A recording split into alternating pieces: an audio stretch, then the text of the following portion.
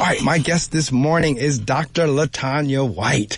She is an inclusive scholar practitioner working at the intersection of racial equity and entrepreneurship curriculum design. Over the course of her professional career, she has coached and consulted more than 600 Black urban entrepreneurs, a 2X author, TEDx speaker, leader, and strategist. Dr. White is the founder and principal consultant for Concept Creative Group, a technical assistance firm focused on business development, capacity building, dynastic wealth transfer for Black entrepreneurs.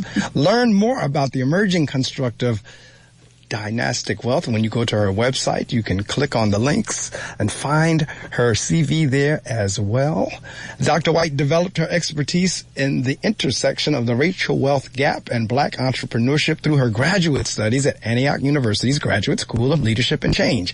As a result of her doctoral research on intergenerational wealth transfer and Black business families, Dr. White has designed an evidence-based entrepreneurship training model that specifically addresses the ancestral narrative and lived experience of Black entrepreneurs using a lens of racial equity. Dynastic wealth is a comprehensive approach to the entrepreneurial process that cultivates quantitative and qualitative forms of wealth through the lens of racial equity. The model has implications for entrepreneurship, education, research, scholarship, and practice that require entrepreneurship training curriculum to be redesigned through a lens of racial equity. She developed her own foundation growing up in the Liberty City area of Miami, Florida, and began to evaluate her inner strength and resilience as a student at Florida A&M University School of Business and Industry. It wasn't until she was completing an M.B.A. level internship in Buffalo, New York, did Dr. White begin to analyze the entrepreneurial skill set she had developed, but it would take a 13,000-mile trek to Bali, Indonesia, before she had been retrained to accept her purpose as the guide that so many minority entrepreneurs needed to get over their fear and launch their businesses. Through active service under the Economic Development Program, Programmatic Thrust with Delta Sigma Theta Sorority Incorporated, all right, red and white, Dr. White hopes to leverage her sorority's global reach in an effort to recreate economic independence in communities of color. Her membership with the Glazer Kennedy Insider Circle helps her teach her village about efficient systems like brand development, copywriting, and direct marketing that helped catapult her own business. Formerly enrolled in the Graduate School of Leadership and Change at Antioch University, Dr. White's doctoral research produced a comprehensive evidence-based curriculum for Black entrepreneurs to build dynastic wealth, the most sustainable method for Black economic independence and Black mobility. Those economics, we're going to talk about that. Bring her cumulative expertise and passion for Black entrepreneurship education together. Dr. White is launching the Entrepreneurship Center for Black Dynastic Wealth. The center will be a membership-based entrepreneurial learning accelerator for Black and African American entrepreneurs who want to go beyond generation wealth to create dynastic wealth. Dr. White has been featured in several media outlets, including Ask.com, Essence Magazine, Florida A&M University Magazine, Forbes.com, and Sirius XM Radio. To learn more about Dr. White's past speaking engagements, if you go to her website, it'll give you wherever you need to go. Welcome to the Reading Circle microphone, none other than Dr. LaTanya White. Good morning again. How are you? Good morning. I'm doing so well. Thank you for having me this morning. Well, thank you for joining me. And we're having Dr. White. Actually, it's Ph.D., M.B.A. That's what, you know, interestingly enough, there are people who get, like, when you just see doctor, they automatically go to M.D. So a lot of times whenever they see just, doctor in front of your name, I mean, somebody made that mistake with me the other day. I was like, okay, no, I'm not going to med school. But, so Ph.D., M.B.A., all right.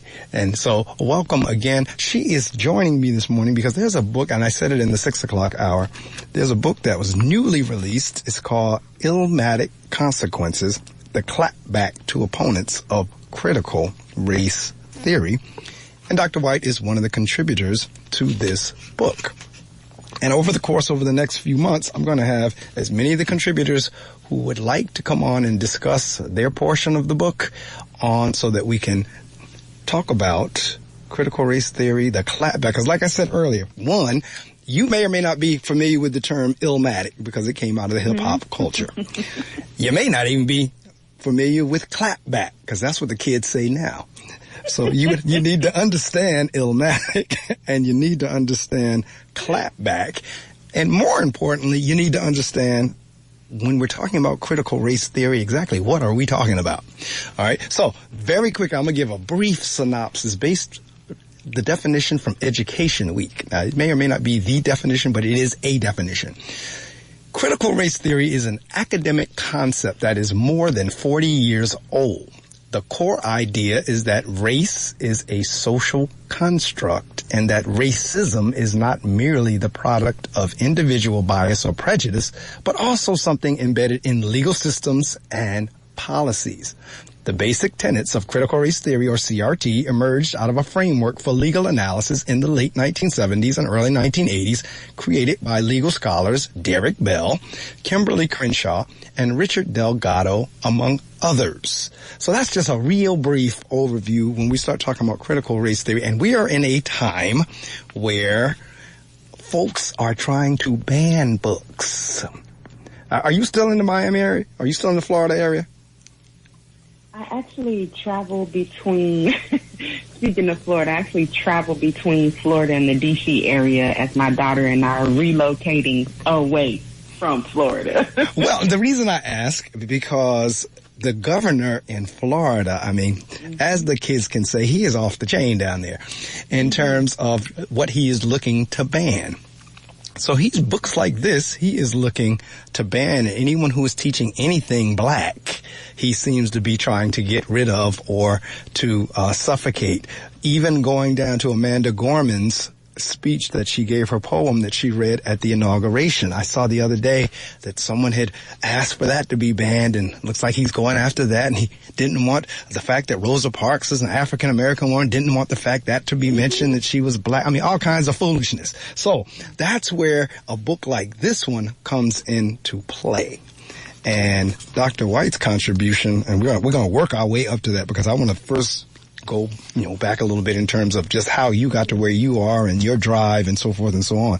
But she's chapter 3, Wicked Problems and Illmaticism, a Systems View. So before we even get there, because I'm going to work my way there because we have like another 50 minutes or so, talk to me a little bit about, what drove or drives you to get to or attain the various educational levels that you've had. As I said, there's various letters behind your name.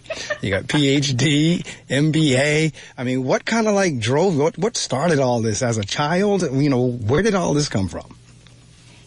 When I get to the core of it, I can almost pinpoint this to my 13th birthday. So my mom, after she remarried, I was raised by my grandmother in Miami, in the Liberty City area, because my mom was always working 2 jobs. And so by the time she was stable enough to work 1 job, she was always working on my birthday. My birthday was January 2nd, right around the Christmas holidays.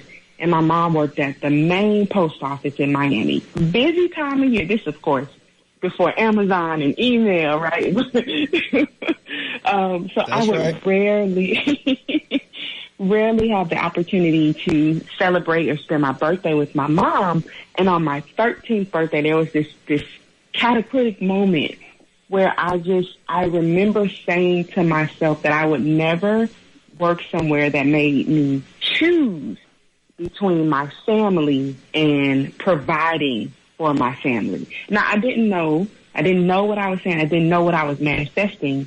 But along the way, I've come to realize that I was really saying to myself that I wanted to be in control of how I created money and how I created experiences and memories. And throughout that manifestation, getting through high school, I actually had said, well, I wanted to be a psychologist. I wanted to learn why people did the things that they did, because I felt that my lived experiences were a result of other people's choices. So here again, I'm giving up control over what my life was going to be like. I ended up in business school, though. I ended up attending Florida. Yes, Florida A&M University. I was recruited into the School of Business and Industry, and a part of the program that I was enrolled in, it was a 5-year M.B.A. program. So our first 3 years were undergraduate courses and 2 undergraduate internships. We had to apply for and successfully complete a graduate level internship in order to be accepted into the graduate programming, things of that nature.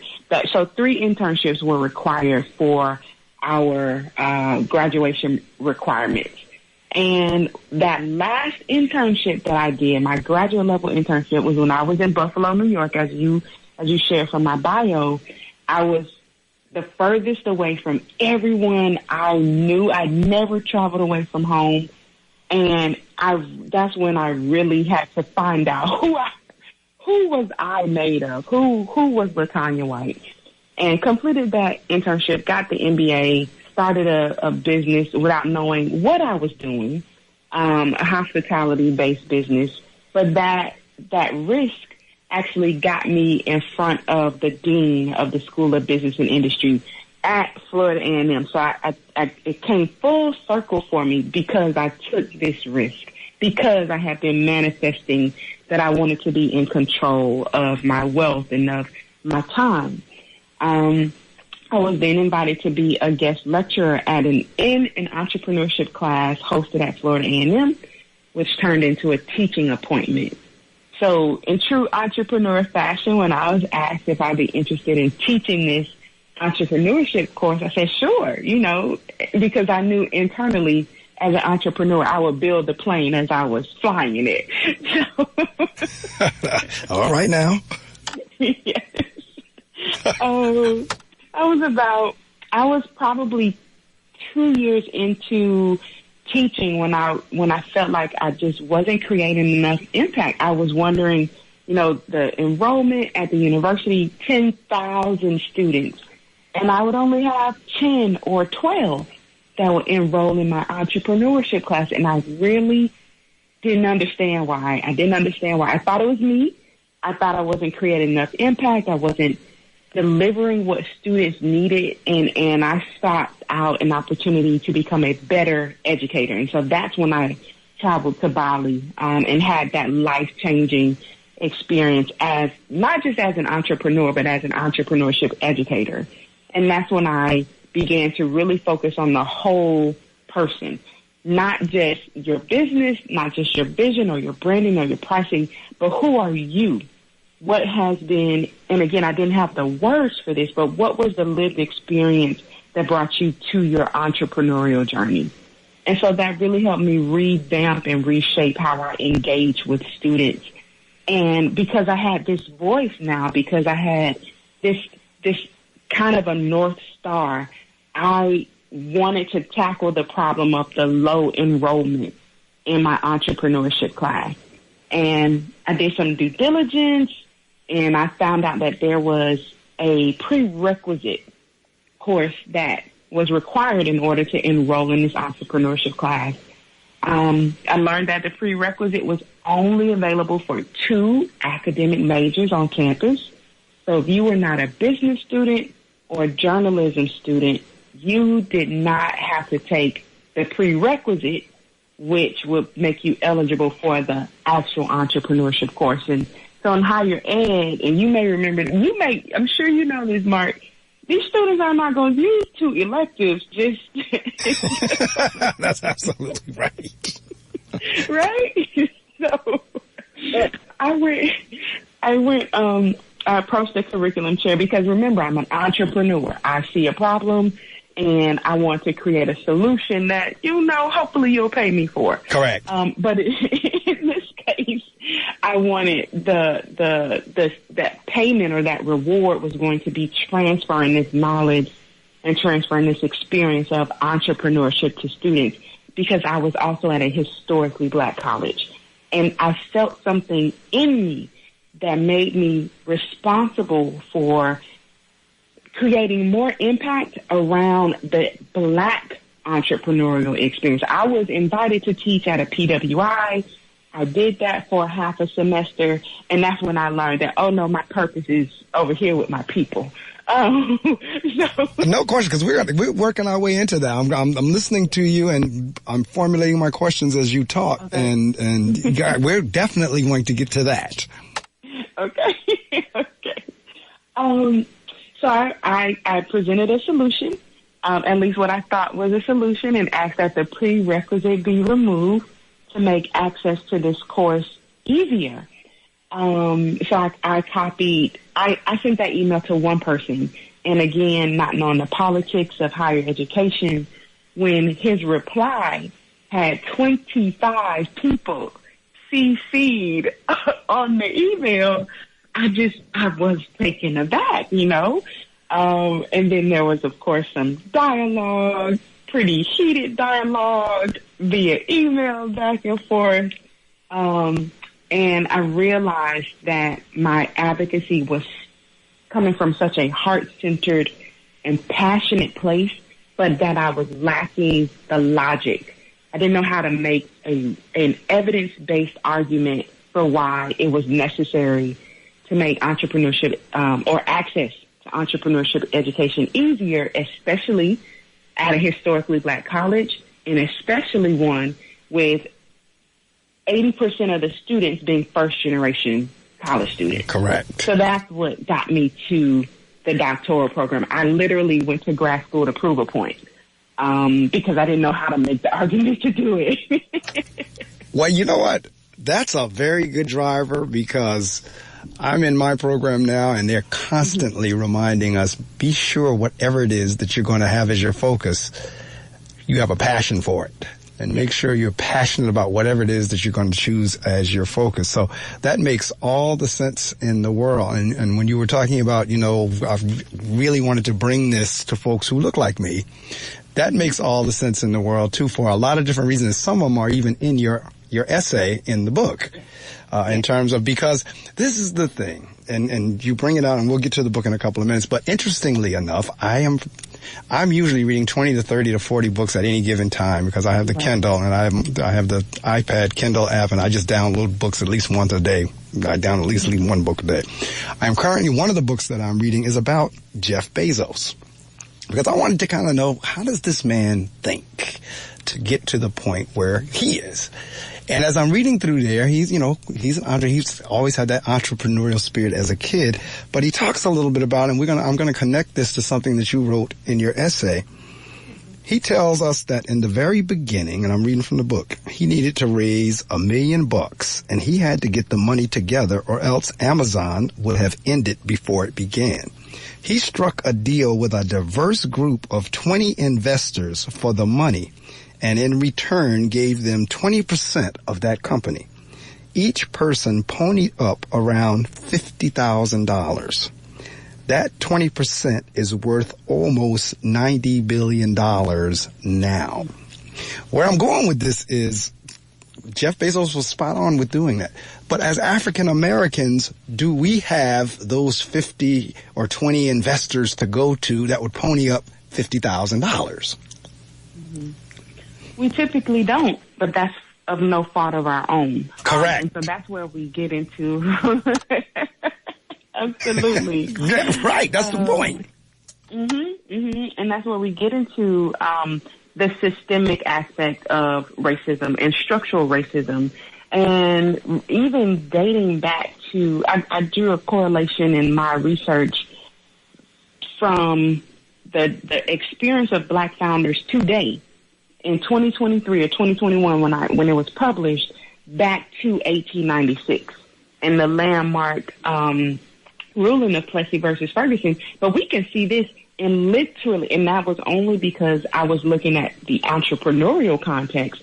But there are so many parts of, again, the lived experience of being Black in America, where we simply, no matter what we try to do, there are systems in place. Correct. That are intentionally preventing us from being on a level playing field. That is correct.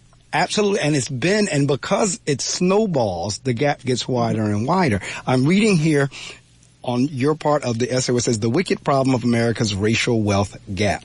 As America's wealth becomes concentrated in fewer and fewer hands, data reveal that 1/3 of the 400 wealthiest Americans inherited their wealth through the entrepreneurial endeavors of earlier generations in their families. Now, to your point of systemic, because systemically things are in place that, like you said, for the most part blocks African Americans or people of color from there, because now you got a head start there when you have all this generational wealth being passed down. That's a big head start compared with folks who had nothing to leave to their next generation. Absolutely. Absolutely. And one of the things that had come out of my research is, while within our culture, within Black culture, we are excited and advocating for generational wealth, the evidence shows that generational wealth, these ultra high net worth families, they are not concerned with generational wealth. Correct. That is merely a Black thing, if I might say so, literally based on the research. So this is where entrepreneurial dynasties come into play. By academic definition, a family reaches dynastic status once the third consecutive generation has control of either the wealth that has been derived from the business or control of the business itself. So these families are literally looking 60 years on average. A generation is about 20 years. They're literally operating from a standpoint of what is going to happen 60 years from now. And from a legal perspective, because as we're understanding more about CRT, critical race theory came out of the legal discourse, right? So from a legal perspective, a dynasty trust, and this is literally the name of the trust vehicle, a dynasty trust or a generation skipping trust is established so that it will skip my daughter, and the beneficiary will be my grandchildren. So they're building from the very beginning dynasties and this pathway towards dynastic wealth into how they operate. So generational wealth is exciting. It's a new concept for us. We are 3 generations behind at a minimum. Correct. And I'll pause there because I feel my... No, I need you to get on your soapbox, because this is what I mean. For everyone who has contributed to this book, we need to be on soapboxes, because this is the reason we got to be on soapboxes, is because there is a movement, and I'm looking here in your book in terms of whitewashing. There's the line in here that says, "Yet everything new is old again." The earliest documented whitewashing of slavery in America goes back to the 1920s, with historians describing slavery as a pre-modern institution with no ties to profit-seeking or American capitalism. Right now, with all this looking to ban books and knowledge, and first off, the fact that you are banning books is counter-education. That's counter-knowledge. The fact that you want to take a part of history and knowledge and act as if it didn't happen, or either don't share that with students, that's ridiculous. All right. So, but that's where we are. And as you say here, this is not the first time we've been here. Absolutely. So in this, again, my lens is through entrepreneurship, and in the wake of the murder of George Floyd, the Washington Post issued an article that really kind of aggregated all of those corporate promises around advancing racial equity, diversity, equity, inclusion. A $50 billion corporate promise towards DEI came out of the wake of George Floyd's murder. $50 billion, billion with a B. Now, when we talk about DEI, and this is kind of an offshoot from our discussion about critical race theory, But when we talk about DEI, it's, again, from my and so as you read my bio, I could count how many times you said racial equity, because I was very intentional. I was not focused on diversity, equity, inclusion. I worked for a federal contractor who had a contract with the Minority Business Development Agency. The M.B.A. is the only federal agency that is constitution, it's written in their statute that they're focused on ethnic groups or ethnic races. Ethnic groups who are in the margins, right? So in the statute for the M.B.A., it does not include white women. So, and we know that white women are a part of diversity efforts. That's why for me, I said Black entrepreneurs. I focus on racial equity because I was not doing the work of DEI. I was doing the work of advancing Black people and Black founders and people who identify as Black or African American. So a part of this whitewashing, right, is watering down the harshness and the lack of humanity. So when I go through consulting and strategic advising sessions on racial equity, one of the things I pull out is if we're looking at diversity, equity, and inclusion, you may also see access, belonging, diversity, equity, inclusion, and justice. But in all the alphabet soup, in the ABCs of DEI, you know what we're missing? Compassion and humanity. There is absolutely no way that you can be a person with compassion. There's no way that you can be a physical body with a soul for humanity if you want to take away an entire culture's history. There is something deeply wrong with that approach. Absolutely. That's the problem I have with your governor. That's the problem, because clearly for him and many, for him and those of that ilk is exactly what you just described. I am looking for this post as I'm sitting here listening to you. I'm scrolling through this post I saw the other day that says Black people need to do three things. One, they need to educate themselves, they need to take care of their family, and they need to support Black businesses. And I'm paraphrasing, I'm trying to get things, but I believe that was the three. Because as you're talking about entrepreneurship, that's wherein, and if you go all the way back to civil rights movement, they started talking economics, because at the end of the day, it really does boil down to economics. And so when you start getting into entrepreneurship, it really is about starting your own business. And then you need folks to support it.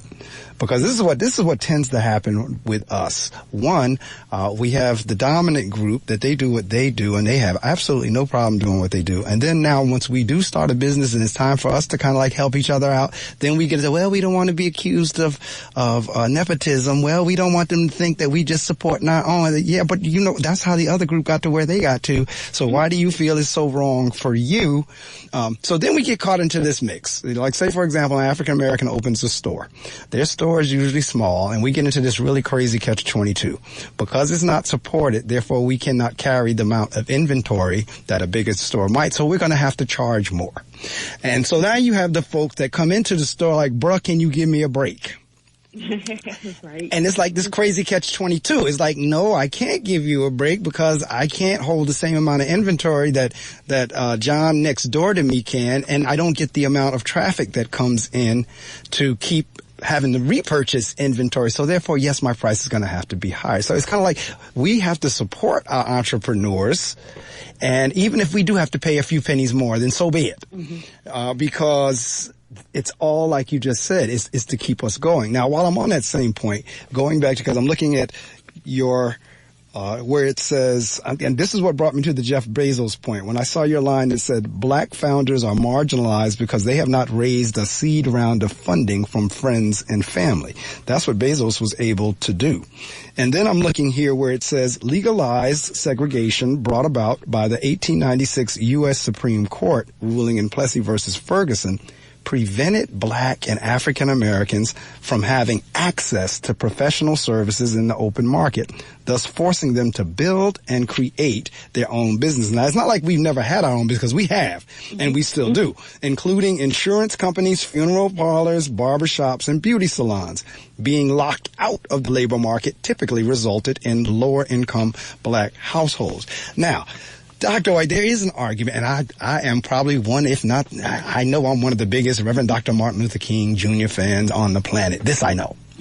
However, there are some that argue that integration actually did us a disservice in terms of when we had built our own communities and had our own businesses and our own schools, and we were supporting and so forth and so on. Some say this whole integration thing actually kind of messed us up.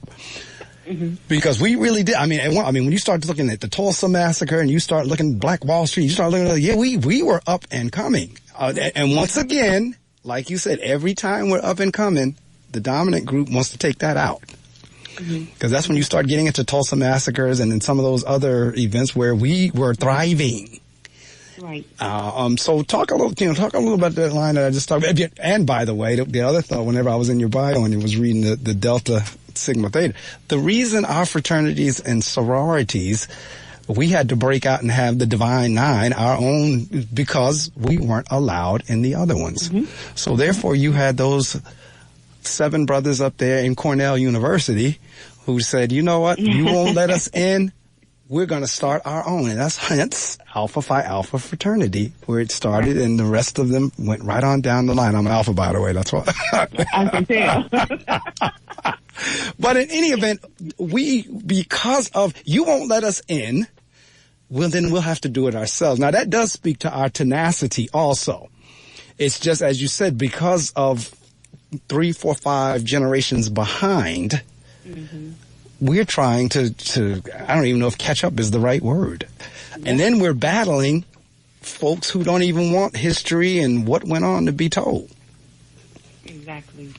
To your point, or to your question about integration, and again, through an entrepreneurial lens, there's one resource that I came across in my doctoral studies that really looked at, it compared African American, Korean American, Mexican American, and white American entrepreneurs from the perspective of their levels of legacy motivation or their intent to pass down their businesses. This study found that African Americans had the highest levels of legacy motivation. Now, the study did not look at the execution levels, right? It didn't extend further to say, okay, if you have the highest levels of intent, what are your levels of execution? But we know from other studies that Black-owned businesses are passed down the least among different cultures. So let me circle back to integration. One resource that I came across looked at why these levels of succession planning were so much lower in Black families or Black business families, and this was it really looked at the 1960s, so right around the civil rights movement and integration and everything like that. And one of the things anecdotally that they discovered was that when those children, the second generation who were to be the beneficiaries of this business being passed down, they had seen their parents work so hard to get not as far that because schools were also integrating at the time, it became more of an opportunity to escape that harsh reality of being a Black entrepreneur to pursue education and to pursue education at a predominantly white institution on any level.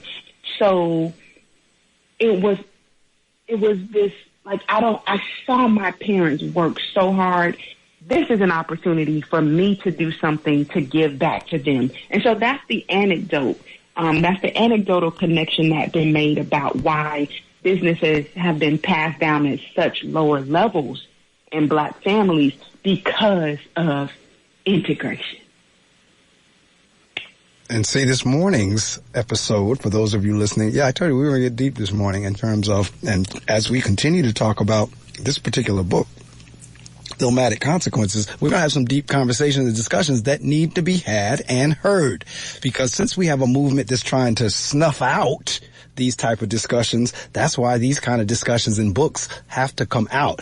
I saw something the other day that because of all of this that's going on around the country and trying to negate or suppress or ban or whatever word you want to choose, now you have like private talk about entrepreneurship, you have private African American schools are beginning to now get business on the rise because black parents are saying, now look, if you're not going to allow my child to learn, or any other child for that matter, because everybody needs to learn it regardless of color, regardless of race, everybody needs to understand what went down and what went on.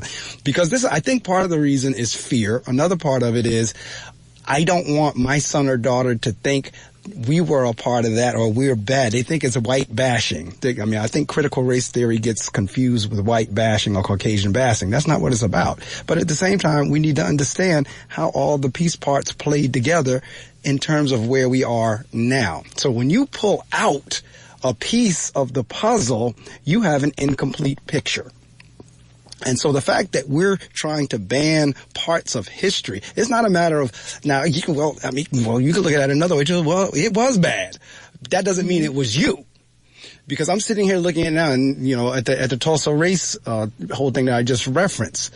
The Tulsa Race Massacre, also known as the Tulsa Race Riot or the Black Wall Street Massacre, was a 2-day-long white supremacist terrorist massacre that took place between May 31st to June 1st, 1921, when mobs of white residents, some of whom had been appointed as deputies and armed by city government officials, attacked black residents and destroyed homes and businesses of the Greenwood District in Tulsa, Oklahoma. The event is considered one of the worst incidences of racial violence in American history. The attackers burned and destroyed more than 35 square blocks of the neighborhood, at the time one of the wealthiest black communities in the United States, colloquially known as Black Wall Street. So we were on the move, and every time we get on the move, efforts such as what's going on right on now in 2023 go underway. Yes. That's why this discussion is being had this morning. If you join us, I hope you've been with me since 6, but certainly since 7, as my guest is LaTanya White, Ph.D., M.B.A.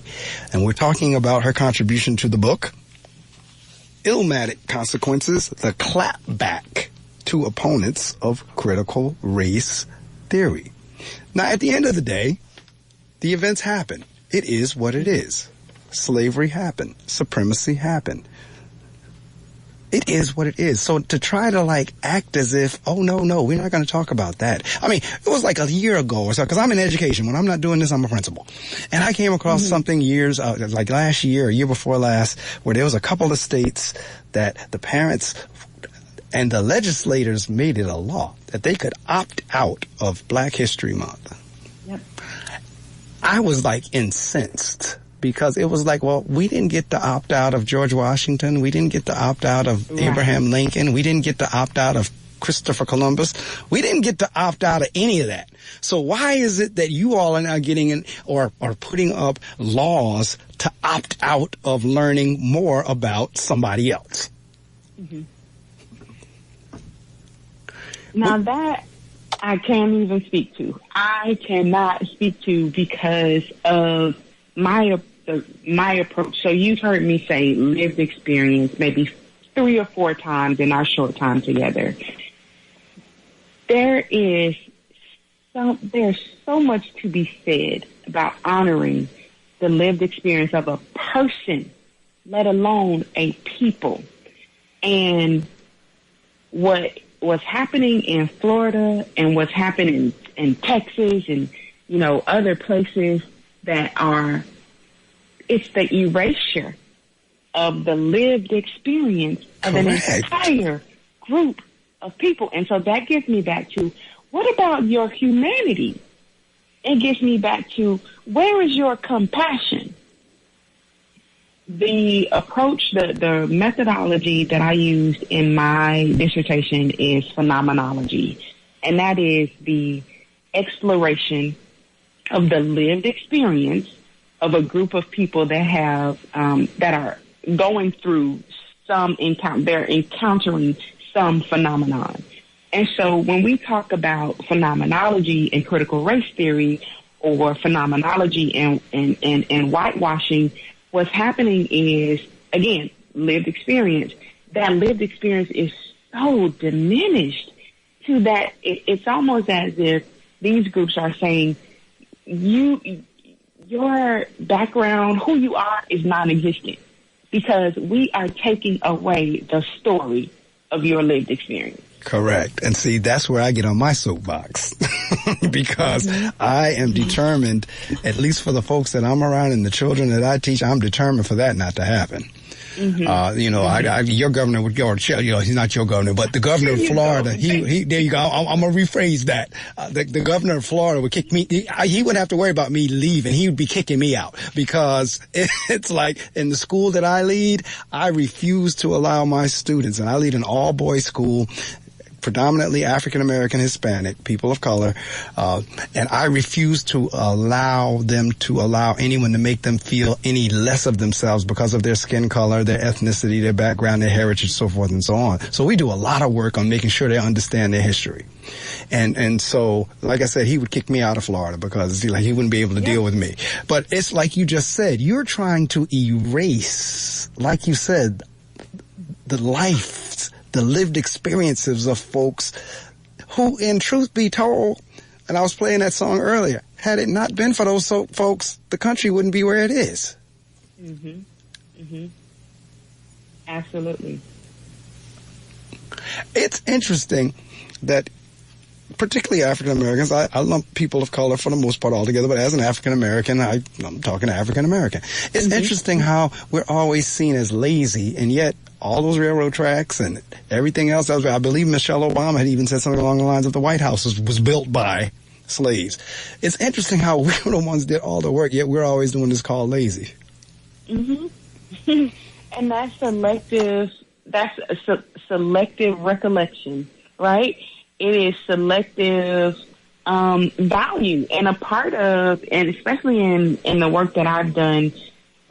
I formerly worked with the Small Business Development Center. I was a certified business analyst. And in the time that I taught entrepreneurship and the time that I worked with the SBDC, by and large, my students and clients, African American, Black or African American. But for the most part, were pursuing or have been pursuing businesses that were labor intensive, that were very difficult to scale. Embedding or including technology was almost impossible. And then we get into, well, that prevents you from being investable. So we talked about Jeff Bezos' venture capital, right? So if you aren't able to build a business that can scale, because you're one person, and you only get 168 hours in a week. Right. If your business is dependent on your physicality, is dependent on your physical presence, then it's going to be extremely difficult for that to become an investable business. Now, we connect that back to slavery and chattel slavery and the word escapes me.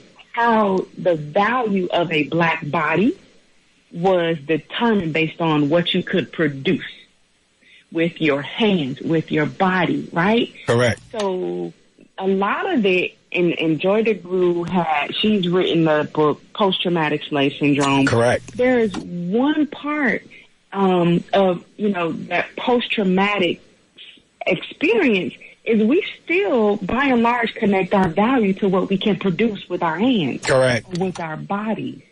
And so getting back to your point, we really, from a mindset perspective, we have to be able to value our intelligence, our experience, our lives, and our stories at a much higher level than what we can do with our hands. Absolutely. And that's kind of like my message on a daily basis to my students in terms of because truth be told, a lot of these physical jobs are going away. We see that as we walk in supermarkets now where everything is, or supermarkets and retail stores where you have to self-serve. I mean, they're doing away with cashiers. They're doing away with bank tellers. They're doing away with, these factory jobs are being done by robots. Like you have to be the one, like you just said, intellectually, you got to be the one programming that computer. So it does have to take a shift from the manual to the intellectual. It really does. I saw something the other day that, because I like going back to your humanity point, it boggles my mind of how anyone would be able to support a Donald Trump-like person. Who actually, has self-admittedly, for the most part, will let you know I could care less. For the most part, he may not say that, but he might. Knowing him, he might. He's straight up. He is. He might say I could care less. But you wonder like how many people would support it. But I saw something the other day that said it's not so much that they love him so much as the person, but they love the fact that he hates the same people they hate. That's where the support is coming from. It's not so much that they love Donald Trump.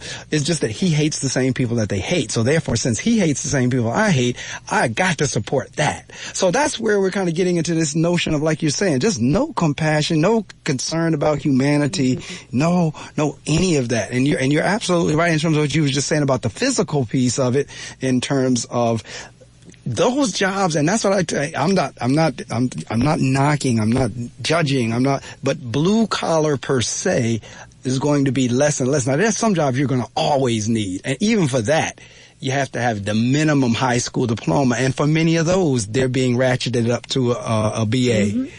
Okay, so some of the jobs will always be there, but then most of these menial hand jobs, with the exception of like a construction or something like that, they're going away. Matter of fact, I get annoyed every time I go into like a Walmart or something because I refuse to do self-serve. I don't care how long the line is. I'm standing at the one with the live cashier there. I get inflamed. With having to and then you're not going to cut my price. Because my thing is all right, fine, I'll do self-service, you cut my price. Because I'm now doing the job of a person that would have been there, that you're saving money on. Okay. Yeah. So you're absolutely right in terms of the focus needs to be on education. I'm looking at the last paragraph in your essay. It says, researchers estimate that the average Black and Latin American family, it will take 242 years to match the average wealth of a white American family in 2016. Notwithstanding the detriment to the broader American experience, if as a culture Black people do not deeply engage with their past and strategically plan to build dynastic wealth, Black America will stay on the road to zero wealth. The redistribution of wealth in America is going to largely depend on the redistribution of access to information about several constructs. Simultaneously, the white majority must continue to be informed and made aware of the deep roots of their implicit bias, the very thing that CRT aims to accomplish. Without CRT, the consequences will be illmatic indeed. Talk a little bit about that last paragraph there. Yes, so in the work that I do, strategic advising, research, and public speaking around racial equity, and again, specifically in entrepreneurial ecosystems, because I view, and it's been shown that when a Black household and a white household, when they're generating roughly the same amount of income, the entrepreneurial household versus an employed household will reach a wealth status, or they'll reach economic mobility quicker. So if an employed family and an entrepreneurial family are making the same amount of money, no matter their race, the entrepreneurial family will generate wealth quicker just because they do different things with their money. Now, in order for a Chamber of Commerce, entrepreneur support organization of any kind, a business development training program, a diverse supplier diversity program, in order for the people who are gatekeepers, decision makers policymakers and program administrators, by and large, white people, in order for those places to become more welcoming is the word that comes to mind, but it's really that in a lot of cases, Black founders don't feel like they belong in those spaces. So it's not imposter syndrome. It's that the space is not designed for you to feel like you belong there. You belong there, and you're not an imposter, but there's also a connection to self-actualization. So if you're in a space where you don't feel like you belong there, and we sometimes associate that with imposter syndrome, you're not as likely to perform at your best. You're not as likely to self-actualize. But that has nothing to do with you as the founder. That is the responsibility of the program administrator. Implicit bias means, in most cases, I'm not aware that I have this bias against people who have a comma an apostrophe Correct. in their first name, or it's camel case. And as you know, so my name is L.A. capital T, right? I'm not aware that I have an implicit bias against that. But until white people and program administrators of the majority are exposed to and can make a connection between the lower levels of social capital and Plessy versus Ferguson or legalized racial segregation, until they can make a connection between redlining in these lower levels of wealth and Black families, then they are not going to revamp and revise the policies that say, in order to be accepted to this program, you need to have completed a successful friends and family round. So that bias is there, and until we can make these connections and pull this mirror up, right? And do this very hard reflective work, because I'm not saying that it's easy to do. I'm not saying that, but it has to be done. No, absolutely right. Because implicit bias, because that's a lot of it. Some of it, folks know exactly what they're doing, but a good portion of it is inherent. It's subliminal. Mm-hmm. It's, that's why whenever folks say, you start talking white privilege, you start talking racism, they're like, no, not. They don't realize that some of the things that they're doing and saying is not something that they're meaning to, because they'll tell you right off the bat, that's not what I meant. That's not where I was coming from. But at the same time, understand how it's being received and how it comes across based on history. Based on, how it may trigger, and it's the implicit piece. And that work, we're doing a lot of work in my district with that. We're doing a lot of work in our school district to try to eradicate or lessen or decrease implicit bias. And a lot of it really is in your face. You need to understand, this is what we're talking about. When you say this is how, we start talking, what are they called? Microaggressions. When you start talking how things come across or things that trigger, you need to know that. So at least, if nothing else, before you say it, you know what, I might, before my being educated, I might have said it that way, but now that I know, I'll say it this way. Right. That's where we got to get to. I might have, before I was educated, I might have done this body language or facial expression, but now, especially with working with kids, when you start working with children, or for that matter, even adults, I've taught at the college level as well. Even working with adults, it's the same thing. You need to understand. But see, the refusal to be educated in it and the refusal to be trained or developed in it, that's where the issues are coming in. And when you have people in powerful positions who are making laws, who are negating, as you say, erasing and depressing and banning and all that kind of stuff, that's sending a very loud message. That's, like you say, you're literally trying to, how do you, like, this is when that whole nonsense about Rosa Parks came, I said, well, if you don't mention she was an African-American woman, there is no story. Yes, absolutely. And that's a part of the erasure, to your point, and the whitewashing. And I'm not even sure that whitewashing, that particular phrase, and I know that it's used, but that even is watering down what's happening. Correct. Taking away a person, again, getting back to their lived experience and the value amplifying a lived experience, that is beyond words. It's beyond words. No, it really is. I'm so glad I found that post, because I was sitting here and said, I know I posted it. Where is it? And sure enough, it came up. Black people need to do 3 things: educate our own children, create our own jobs, and support our own businesses, period. Mm-hmm. That's what the post says. I could not agree more. Black people need to do 3 things: educate our own children. That's like I told you, the African-American private schools now is on the rise. Matter of fact, you want to talk entrepreneurship? This might be the time you might want to open yourself a school. If you're African-American, you might want to open yourself a school, because this might be the time. Folks are gravitating toward that now. It's like, you won't teach my child the real deal? Then I'm going to go to a school who will. Educate our own children, create our own jobs, and support our own businesses. Like I said, when we get in offices and places, I mean, because like I said, the dominant group have no problem doing that. I mean, whoever they need in their place and whoever they need to do what they need to do, they get them. We get into positions and then, oh, well, I don't want it to look like, well. Yep. Absolutely. I don't want it to look like I hired her just because she was black and I'm black. What? That's exactly what.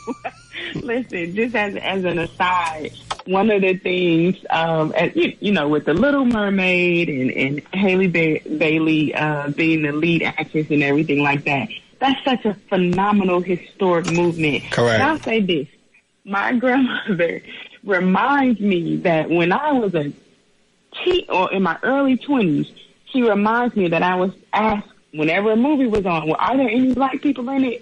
And so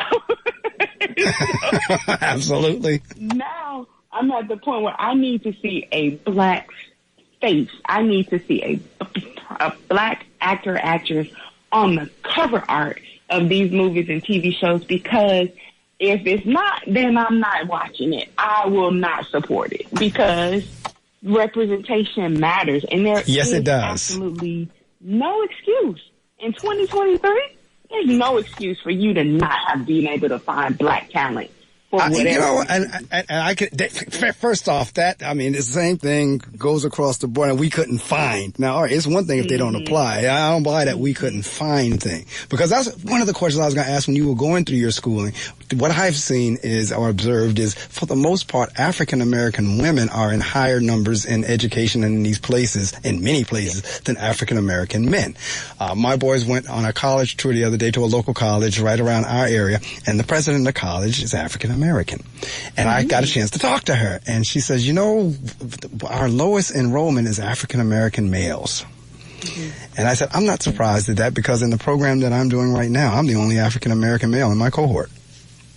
Now, we have 4 or 5 African American women, but I'm the only African American male. So the question kind of comes up, kind of like in the Bible: Adam, where art thou? Black man, where art thou?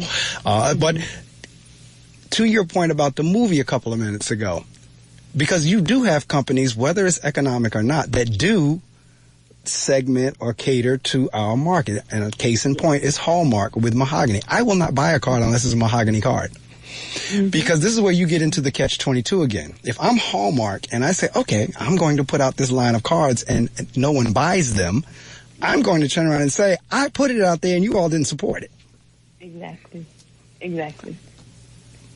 You're absolutely right. And just as a last kind of offshoot point to that, only because I know you're switching to your next format, even within the federal government, so the procurement and government contracting space is absolutely an opportunity for Black founders and Black business owners to explore. So it is not labor driven, as we talked about with the lifestyle businesses. These are typically, and seriously, any product or service that the general economy or the general market will purchase, the federal government purchases in millions of dollars, per contract. But a part of it is they have these set-asides, right? So they will set aside a pot, maybe 5% of this contract for minority businesses that have these certain certifications or designations. So what they'll do in their market research, they'll go out and say, well, we want to request some information about providing this particular service. If Black business owners are not tapped in and tuned into these government contracting opportunities and are responding to the request for information, then that procurement officer, that contracting officer, that supplier diversity professional can come back to the government, come back to their corporate bosses and say, well, we've had this money set aside for minority businesses, but nobody applied. So we're just going to roll that 5% back up into the general budget. Correct. So that's exactly what's happening on a larger scale. And see, this is where it goes back, because your particular chapter or essay, whatever Dr. Sakai are calling you, they are chapters, chapter 3. Yours is on the systemic. And that's, trust me, folks that are in the listening audience, don't be fooled. It is systemic. It has been systemic. And if folks get their way, it will continue to be systemic. This is by design. Now, that's one of the messages that I talk with my students all the time. You need to understand how the game's being played. This is by design. This is not happenstance. It's not, it is by design. Now, nobody's going to tell you that. Then now, oh, yes, no, they're not going to tell you that. But it is, and it has been by design.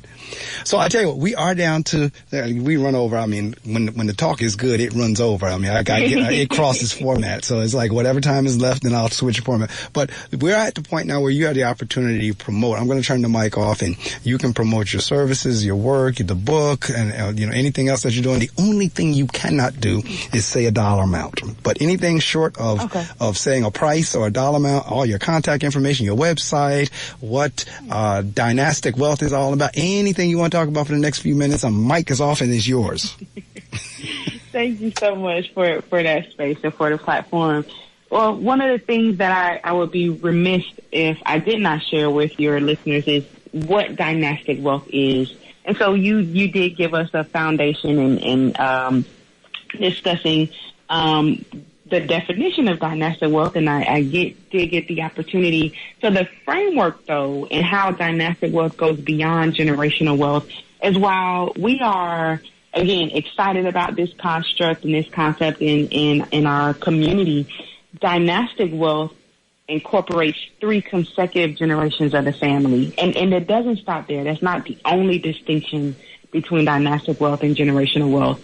So we start with 3 consecutive generations, but there are actually 4 directions that wealth can be transferred, not just from me down to my daughter. I can transfer wealth across to my sister, to my cousins, but even more importantly, I get to transfer wealth up to my mom, my aunts and uncles, and my grandmother. My grandmother is 90 years old, and she gets on Zoom with the whole family twice a week. I can transfer wealth up to her, and it's not just financial wealth. So 3 generations, 4 directions of wealth transfer, but 5 forms of wealth. So there's no way that a family can reach dynastic status just by passing down money. That is not enough.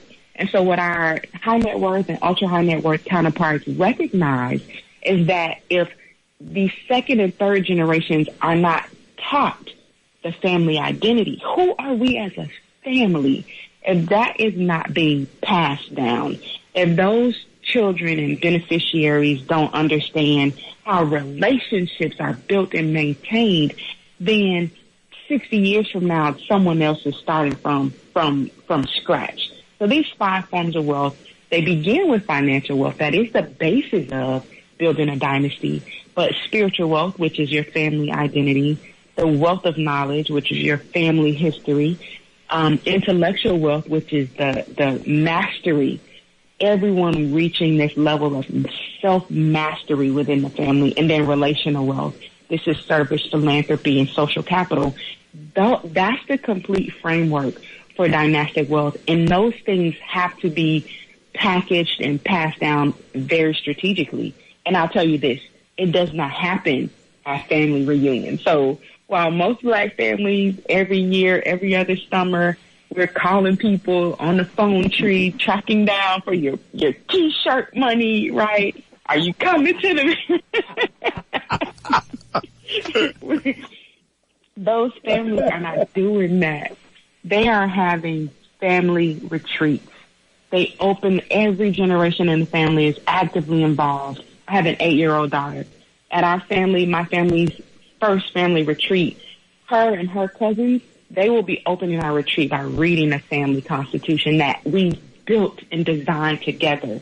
My cousins and I are looking at our family's investment portfolio. Where did we lose money? What lessons did we learn, and what will we do differently next year? Then my mom and her sisters and brothers are looking at succession planning. Who are the leaders that are emerging within this? That's how you create a dynasty. That's how I make sure that my grandchildren will have wealth and equity and assets, that they won't have this struggle. Now, Lord knows it's going to be a different type of struggle, but it won't be this one. And so one of the things that I'm excited about doing is transferring this knowledge about dynastic wealth and family retreats at scale. And that'll be taking place in the D.C. area, Juneteenth weekend, the inaugural Dynastic Wealth Family Retreat, where we're going to go through all those things with estate planners and genealogy experts, and me, your dynastic wealth strategist. So I invite you all to learn more. Find me online, meetdrwhite.com, Meet Dr. White on all social platforms, and that's where you'll find more information about how to register for the retreat. You know, I told you I turned the mic button off, and I'm sitting there listening to you describe what we do, because literally this week I had cousins texting me, asking me those same things. Are you coming? It's on August 5th. Are you coming down? Hope to see you there. So whether we have any ideas, so maybe I'll introduce that idea you just said. Let's talk wealth. Maybe I'll introduce that idea and say, you know what, let's talk a little bit about wealth, because you're absolutely right. That's what we don't do. You can rest and be assured. That's what the Kennedys did. You can rest and be assured. That's what the Rockefellers did. You can rest and be assured on and on down the line. So no question, you're absolutely right. You're spot on. I want to have you back on because I want you to talk a little bit more about that. So we're going to schedule you for another time to talk about the dynastic wealth in a little bit more in depth, because you came on today because we were talking about your contribution to Ilmatic Consequences, the clapback to opponents of critical race theory. But I'm going to have you back on to talk a little bit more about that, because I think people need to understand that as well. Because that's the other thing. And, you know, like I said, I can run this interview with you until 9 o'clock for that matter. But it's like, that's where our conversations have got to go. It has to go on money and finance. We need to start learning and understanding finance and you know, how that works. I know my pastor he is like, when I tell you one of his biggest pet peeves are folks still cashing their check at a cash check place and don't have bank accounts and don't have checking. I mean, again, not judging, but like, we're trying to help you understand. Do you understand when you cash your check at a cash place, they're taking part of your money to do that? You know, and a pretty good percentage at that. It's not like it's a tiny percentage. They're taking a pretty nice little chunk out of your money just because they cashed it for you. So he's big on making sure folks have the various investment accounts and bank accounts and checking accounts and savings accounts, so forth and so on. But he has a few, but one of his biggest pet peeves are folks that are standing up there at the check cashing place. And so we need to start talking checking accounts and savings accounts and IRAs and, you know, pensions and investments and stocks. And now they got Bitcoin, which I don't understand any of that. Bitcoin and all of that kind of stuff. But in any event, you know, those are the type of discussions we need to be having instead of, as you say, the t-shirts, that's cute, that's nice, but, you know, maybe we'll put a $sign on those t-shirts. I don't know. Exactly. But it has been a pleasure speaking with you. I will definitely be in touch with Dr. Sakai and let her know you're the first of the contributors that's been on. So maybe that will help the other contributors say, hey, I want to get on too. Because I recorded it. I'll be blasting it out on all my social media sites.